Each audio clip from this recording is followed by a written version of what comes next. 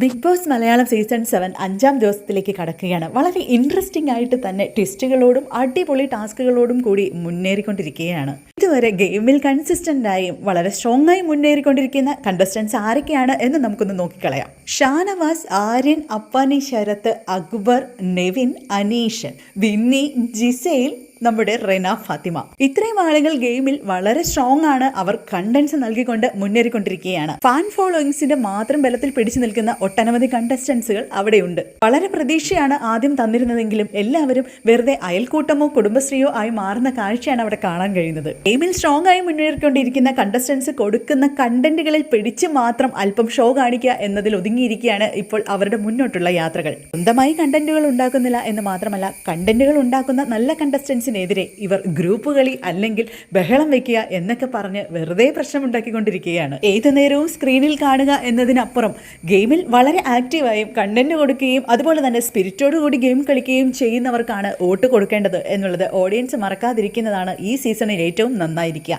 അല്ലാതെ PR വർക്കിൻ്റെ ബലത്തിൽ മാത്രം കളിക്കുന്നവരെ ആദ്യമേ പുറത്താക്കി ഒരുപാട് വാഴകളെ നിർത്തിയ ചരിത്രമാണ് ഇതിനു മുമ്പുള്ളത്. അങ്ങനെ ഒരു ചരിത്രം ഇത്തവണ ആവർത്തിക്കാതിരിക്കട്ടെ.